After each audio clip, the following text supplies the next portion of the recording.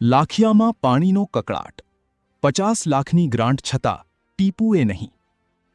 પોશીના તાલુકાના લાખિયા ગામે પાણીની વિકટ સમસ્યા સર્જાઈ છે. ગામના તળાવમાંથી આખા તાલુકાને પાણી અપાય છે, પણ લાખિયા ગામ જ તરસે મરે છે. નલ સે જલ યોજના હેઠળ 50 લાખની ગ્રાન્ટ અને 304 ઘરે નળ જોડાણ ઓનલાઈન બતાવે છે, પરંતુ વાસ્તવમાં 10 ઘરમાં પણ પાણી આવતું નથી. ઓનલાઈન મૂકેલા ફોટા પણ ગામના નથી તેવો આક્ષેપ કરાયો છે.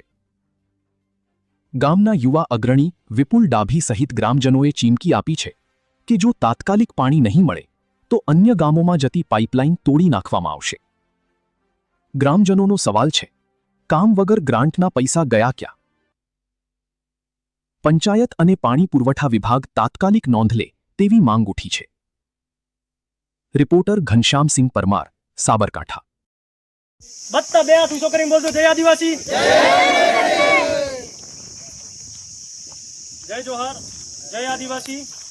હું જાગૃત યુવા વિપુલ ડાભી.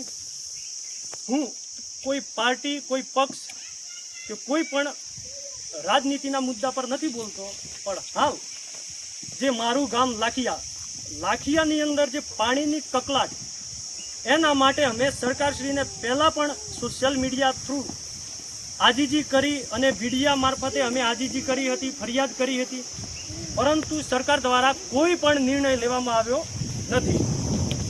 અમારા ગામના મુખિયાજી ઉજમાભાઈ રેશમાભાઈ ડાભી, જેમની ઉપસ્થિતિમાં અહીંયા હાજર છે, અને ગામ લોકોનું એ કહેવું છે કે લાખિયાની અંદર જે 50 લાખની નલ સે જલ યોજનાની ગ્રાન્ટ હતી, જેમાંથી 304 ઘરને પાણી, જે ઓનલાઈન દર્શાવવામાં આવ્યું છે કે 304 ઘરને પાણી પૂરતું પહોંચે છે.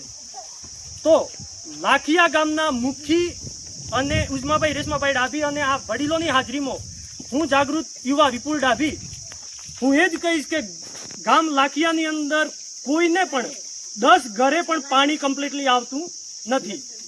તો મારું કહેવું સરકારશ્રીને એ જ છે કે લાખિયા તળાવથી પોશીના તાલુકાના ઘણા ગામડાને પાણી પૂરું થાય છે, પણ સૌ પ્રથમ આવતું ગામ લાખિયા છે, જેમાં પાણીની બહુ તકલીફ છે, અને પ્રથમ ગામ લાખિયા હોવા છતાં એમને પાણી મળતું નથી.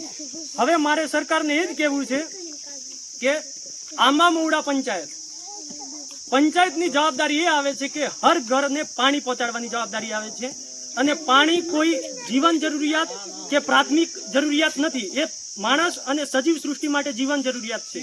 તો સરકારશ્રીને હું હાથ જોડી અને મારા બધા લોકો હાથ જોડી વિનંતી કરશે કે પાણી સરકારશ્રી તાત્કાલિક અઠવાડિયામાં નિર્ણય લેવો જોઈએ. બસ.